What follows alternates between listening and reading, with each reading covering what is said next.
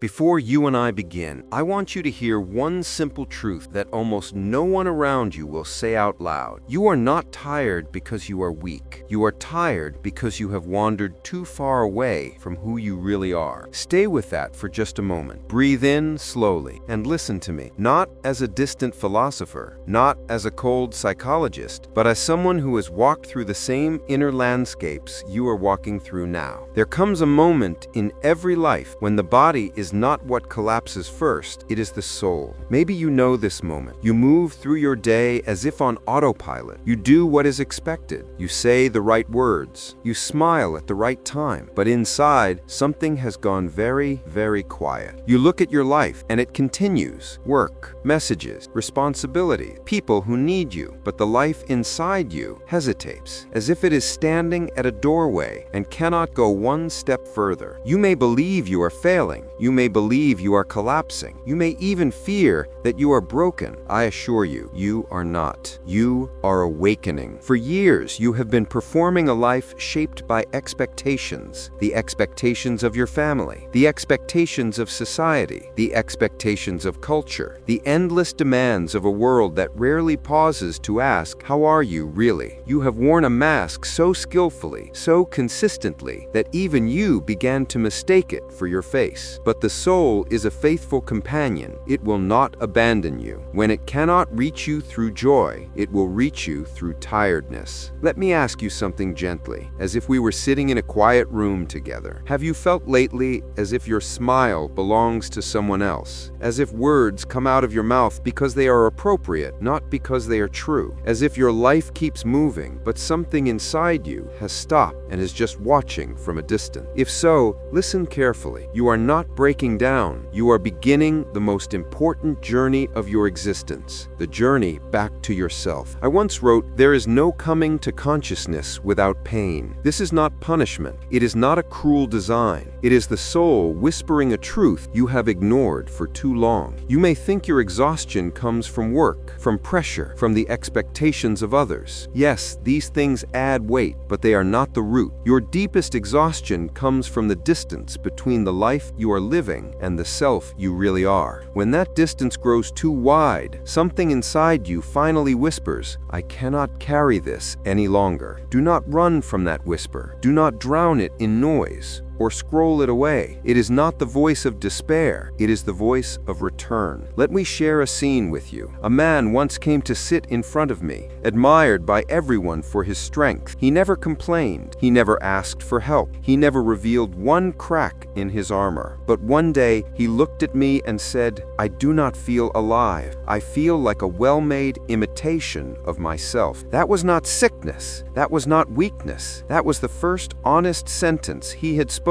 about his soul in many years. Honesty is the beginning of healing, and exhaustion is often the first honest emotion of a soul that can no longer pretend. You live in a world that celebrates endurance and condemns rest. You are praised for holding yourself together even when the threads inside you are fraying. You are admired for your strength even when your inner world trembles with fatigue. But tell me, and answer truthfully inside yourself, what is strength if it demands that you abandon your own truth? Strength without the soul becomes performance, and performance, if you live inside it for too long, becomes suffering. You do not need to be strong right now. You do not need to hide the heaviness inside you. You do not need to pretend that everything is fine. You need only one thing. Stop running from yourself. Take one breath with me, not to impress anyone, not to calm down quickly, simply to feel that you are here. You have been so busy surviving that you have forgotten how to exist. But survival and existence are not the same. Survival is effort. Existence is truth. Right now, you are exhausted, not because you are incapable, but because you have been living a life that is too small for the truth that lives inside you. I want this to be absolutely clear. Your exhaustion is not a flaw. It is a message that says you have betrayed yourself for too long. You have carried the expectations of others until your arms can no longer lift. You have silenced your truth for so many years that your soul has no choice but to speak through fatigue. This is not tragedy. This is the first light of transformation. Let me give you another moment from my consulting room. A woman, admired by her family for her grace and stability, once said to me quietly, "Everyone thinks I am strong, but sometimes I sit alone at night and feel as if my heart is held together by thin thread." She was not broken. She was simply exhausted from performing strength. The soul is not healed by pretending. The soul is healed by truth. And your truth, the one you have avoided, is simple. You are tired because you have been living as a character for too long. The persona, the mask, is necessary. We all need it to move through the world. It protects you. It helps you adapt. It allows you to belong. But it is not meant to replace you. When you wear it for too long, it begins to suffocate the very person it was built to protect. You are not suffocating from weakness. You are suffocating from a lack of oxygen from your true self. Take another breath gently, not the breath of the persona, the breath of the person beneath it. That quiet breath is the beginning of your return. Just before the soul awakens, something very particular happens. Life begins to feel strangely empty. Things that once motivated you lose their color. Conversations feel heavy, even when they are light. Responsibilities start to feel meaningless. Even joy feels like a distant memory, as if it belonged to someone you used to be. This is not you failing at life. This is misalignment. Your inner being is whispering, "The life you are living is too small for the person you are becoming." I have seen this pattern in thousands of people. I see it in you now. And what I told them, I now tell you. This exhaustion is a doorway, a quiet invitation to step into a truer, deeper, more honest version of yourself. So do not force yourself to rise. Do not push yourself to overcome. Do not try to be who you were yesterday. Your old life is ending. Let it. You are not losing yourself. You are shedding yourself. The version of you that was built only for survival is dissolving because it cannot walk with you into the next chapter of your existence. So sit with me here in this quiet inner space. Let your shoulders drop a little. Unclench your breath. Let your mind soften, even if only for a few seconds. You do not need to fight your exhaustion. You need to listen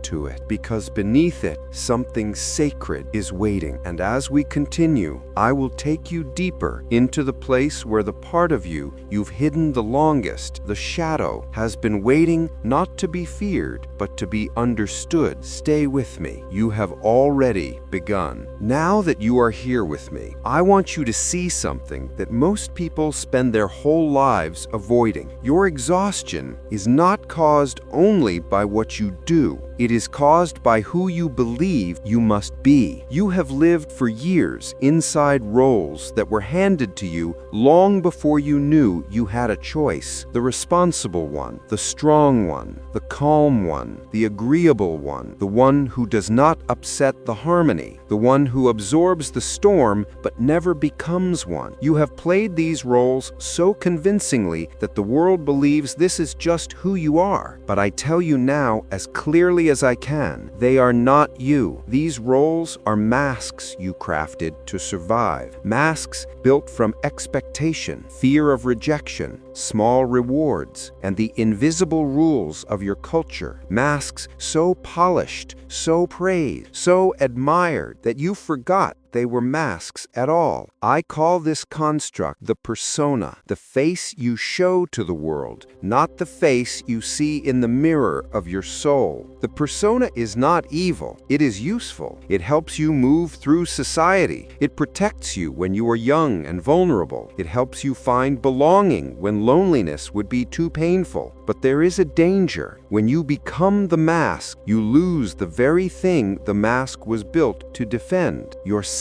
Let me speak to you plainly. You are exhausted because you have lived for too long as someone you are not. Have you noticed the small signs? The smile that feels automatic, almost like a reflex. The conversations that drain you even when nothing bad is being said. The feeling that you are performing even when you're alone in your own room. The strange difficulty resting even in silence. The emptiness after doing everything right. These are not random moods. They are messages. Messages from your deeper self, the self that refuses to disappear even after years of being ignored. Let me tell you another story from my work. A woman, admired everywhere for her patience and kindness, once said to me, "Everyone says I am the most understanding person they know, but no one truly understands me." I asked her gently, "Do you allow them to?" She was silent. Then the tears came, slowly, as if they had waited for years. She realized that she had been filtering herself into something easy to love. She hid her anger so she could appear gentle. She buried her desires so there would be no conflict. She softened her voice so no one would feel threatened. She erased her needs because she believed they were inconvenient. Her exhaustion was not a random problem. It was her shadow trying to reach her. Now listen carefully, because this is the turning point of your journey. Every person carries a part of themselves they do not show. Not because it is bad, not because it is ugly, but because at some point they learned it was unacceptable. Your sadness, your anger, your insecurities, your desires, your fears, your deep need for love, your longing to be seen as you truly are, all of this, everything that did not feel safe to show, forms what I call the shadow. People misunderstand the shadow. They imagine darkness, evil, something to be cleansed or destroyed. But I tell you, the shadow is simply the part of you that wishes to be acknowledged, the part of you that holds truths you have been too frightened to face. Here is the secret no one told you. You are exhausted because you have been fighting your shadow instead of listening to it. You silence your anger and it becomes fatigue. You silence your sadness and it becomes emptiness. You silence your fear and it becomes anxiety. You silence your desires and they turn into numbness. You silence your truth and it condenses into exhaustion. The shadow always finds a way to speak. When you refuse to hear it through emotion, it speaks through tiredness. Let me show you something you may not have realized. You are not tired simply because life is difficult. You are tired because you live divided against yourself. Your outer world says, "I'm fine." Your inner world whispers, "I'm drowning." Your outer voice says, "I can handle it." Your inner voice cries, "I need rest. I need honesty." Your outer world sees strength. Your inner world carries pain. This division is the true source of your fatigue. You are trying to walk through life in two directions at once. Until you bring these two selves together, until you allow the shadow to step into the light, you will continue to feel half present in your own existence. Do not fear your shadow. It is not your enemy. It is your guide. It carries the emotions that were rejected, the truths you were never allowed to say out loud, the strength you had to hide to make others comfortable, the sensitivity you were told was too much, the boundaries you were punished for needing. When the shadow emerges, it is not to destroy you, it is to save you. Let me be very honest with you. The deepest suffering of the human soul is not heartbreak, not loss,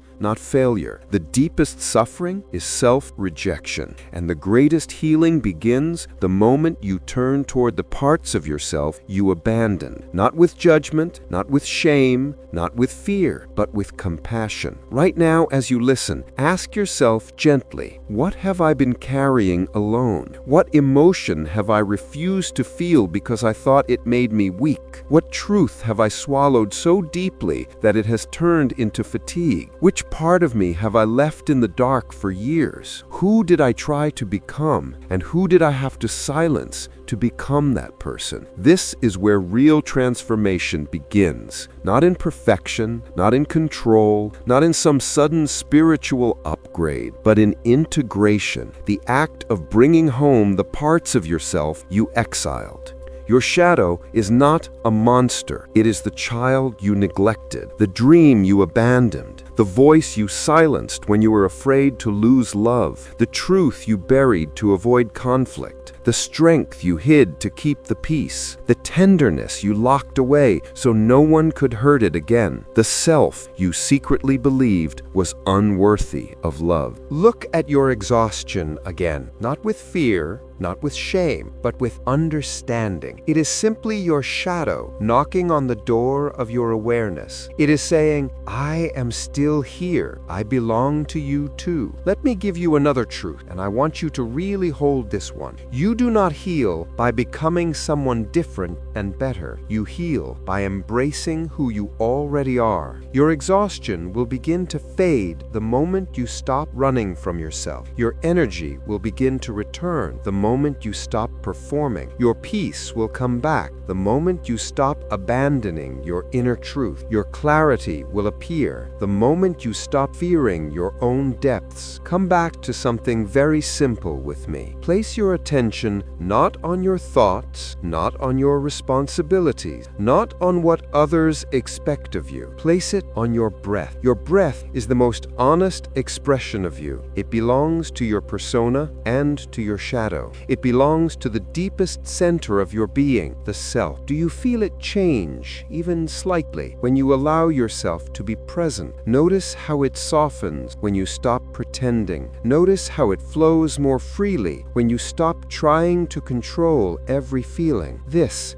gentle, unforced breath is who you are beneath every mask. You are a breathing, feeling, evolving being, not a role, not a mask, not a performance. In the next step of our journey, I will take you deeper still, into the place where your need to control everything begins, and why letting go is not losing power, but finally gaining yourself. Stay with me. A small part of you is already breathing easier. Up until now, I have spoken with you about the masks you wear and the shadow you avoid, but there is another force draining you, quietly and relentlessly, your attempt to control life. Listen to me carefully, not as a scholar, but as someone who has watched countless souls exhaust themselves, trying to hold together what was never in their control to begin with. Human beings do not fear suffering as much as they fear uncertainty, so you try to control what you cannot predict. You try to shape outcomes. You try to prevent chaos. You try to protect yourself from disappointment. You try to please others so they will not leave. You try to live perfectly so that life will not hurt you again. But be honest with yourself for a moment. Has any of this brought you lasting peace, or have you only become more tired? Control does not create safety. Control creates constant tension, and tension, when carried in the body and mind for too long, becomes exhaustion, the kind no amount of sleep can cure. Here is a truth many people avoid until they can no longer run from it. You do not fear losing control. You fear feeling what lives beneath the need for control, because under your tight grip on life lies something deeper, a fear of being abandoned, a fear of chaos, a fear of not being enough, a fear of being seen as you really are, a fear of admitting, I am human and I cannot manage everything. Control is not true power. Control is fear wearing armor. Let me share something from my work. A man once told me, I organize everything. I plan every detail. I anticipate every possible problem, and still I have never known peace. I asked him quietly, and what do you believe would happen if you stopped holding the world so tightly? He hesitated. Then he said, I am afraid everything will fall apart. After a long silence, he added something even more honest. I am afraid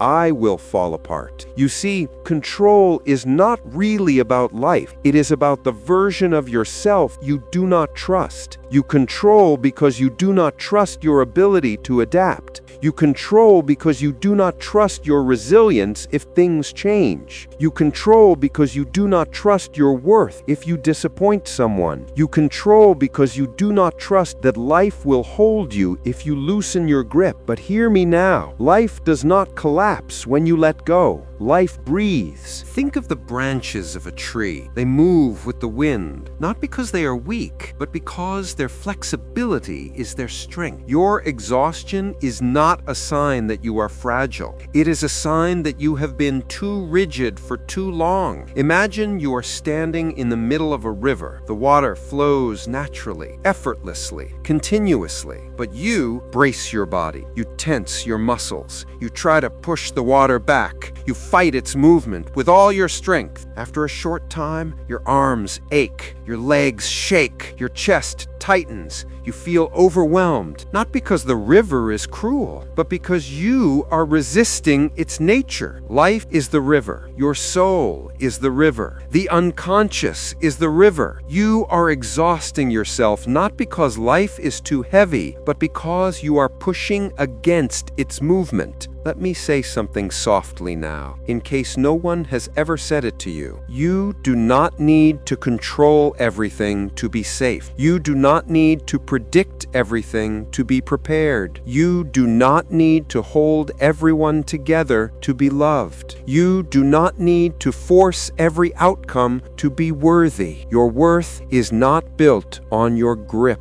Your worth exists simply because you exist. Take a breath with me again. This time, not the breath of someone bracing against life, the breath of someone allowing life. Do you feel the difference? Even a little? The slight softening in your chest, the quiet loosening in your shoulders, the small returning to this moment. This is not collapse. This is surrender. And surrender is not defeat. Surrender is the act of returning to your true size, no longer larger than life, no longer carrying the world on your back, no longer battling forces you cannot command. Surrender is simply this: I allow life to move, and I move with it. Let me show you another person's moment of truth. A woman once sat across from me, living her life as if she were holding a glass sculpture, fragile, delicate, terrifying to drop. She feared losing her job. She feared disappointing her family. She feared every change, every shift, every unknown detail. Her control was constant, and so was her exhaustion. One day, after years of trying to hold everything perfectly in place, she broke down and said, "I cannot do this anymore. I am tired of living like a clenched fist." I told her, "What if you simply opened the hand?" She was silent because she realized something simple and frightening. She had never even tried. When she finally loosened her grip, not all at once, but little by little, she discovered something extraordinary. The world did not fall apart. Instead, for the first time, her world had space to breathe. Your exhaustion comes from being a clenched fist. Your healing begins the moment you open the hand. You cannot live your life with your breath held. You cannot navigate your destiny only by force. You cannot find peace while fighting what your soul is trying to show you. Every time you try to control life, you are refusing to trust the wisdom within you. Understand this clearly. The unconscious is not your enemy. It is your compass. When you stop fighting life and begin to allow it, you step into the natural intelligence of your being. You become aligned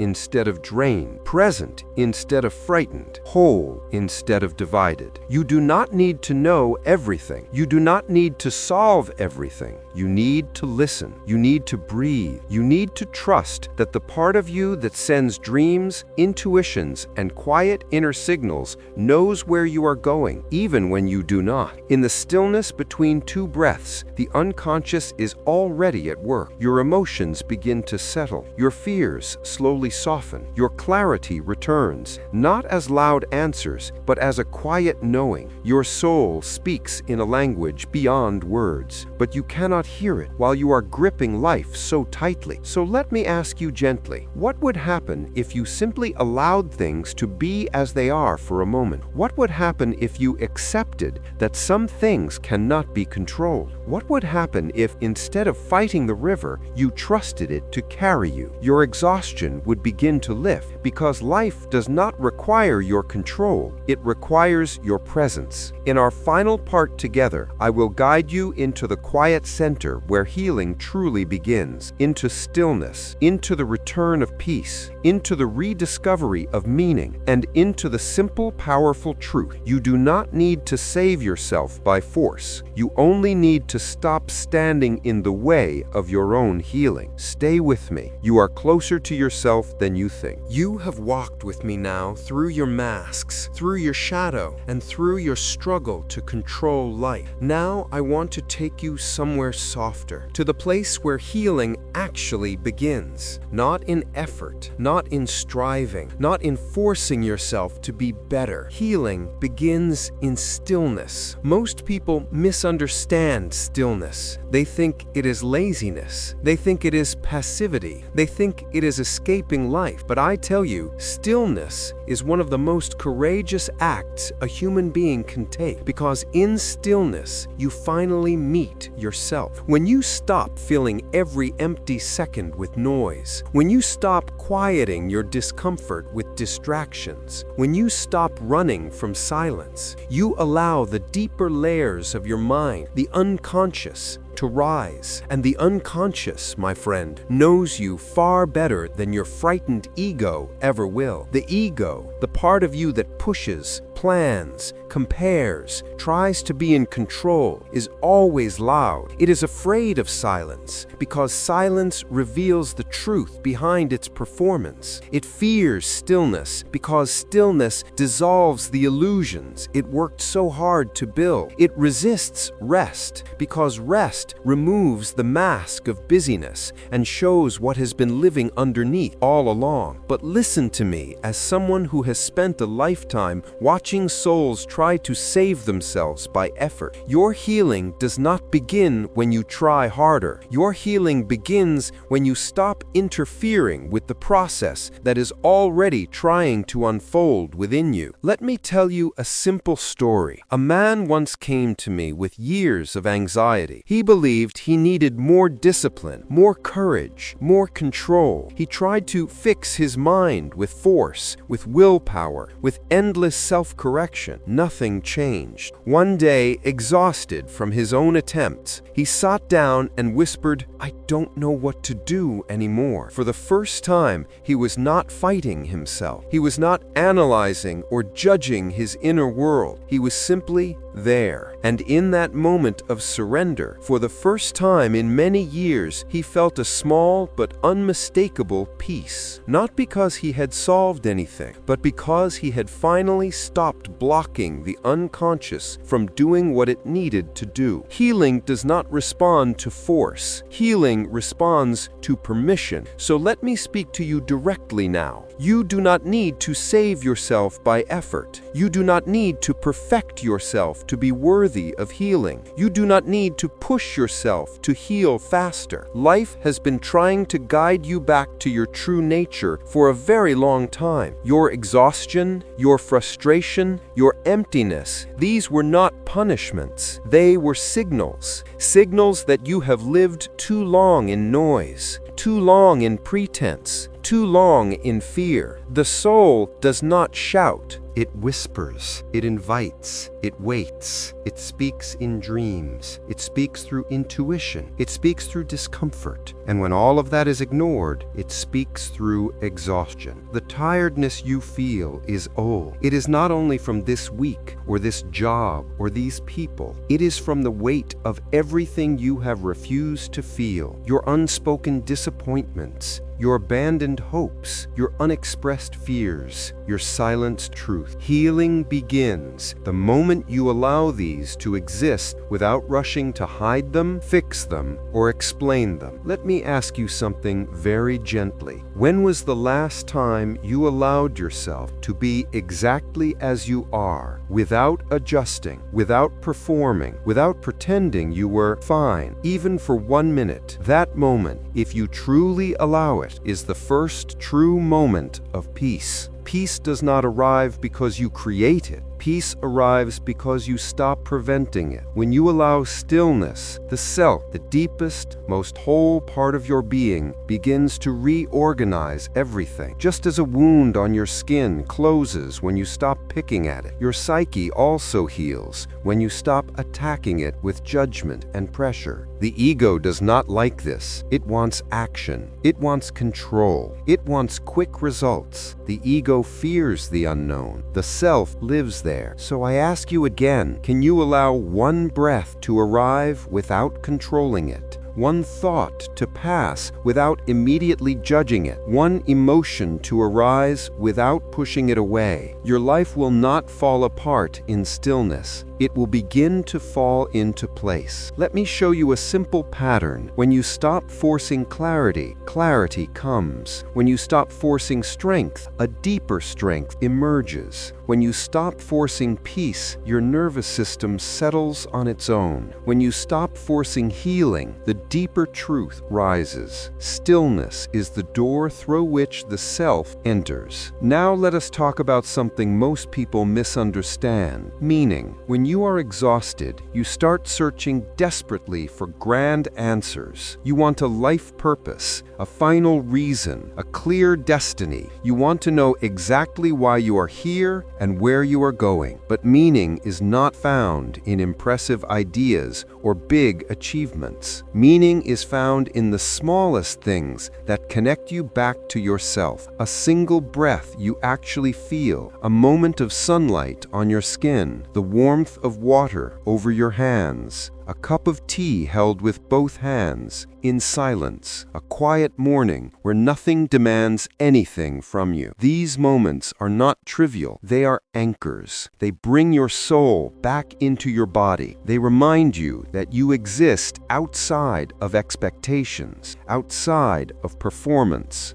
outside of pressure. Meaning does not come from thinking. Meaning comes from being. You have chased meaning with your mind, and it has only made you more tired. But if you return to the simplest experiences of aliveness, meaning will find you. Let me give you the truth plainly. You are not here to perform. You are not here to impress. You are not here to meet the endless expectations of others. You are not here to become perfect. You are here to become whole. Wholeness does not reject any part of you, not the shadow, not the persona, not your past mistakes, not your fears, not your tenderness, not the parts of you that are still learning. Wholeness includes everything. And when the self emerges, the true, deep, centered self, you will feel something you may not have felt in many years. You will feel like yourself again, not the self others scripted for you, not the self you tried to control, not the self you performed to be loved, but the self that has been quietly waiting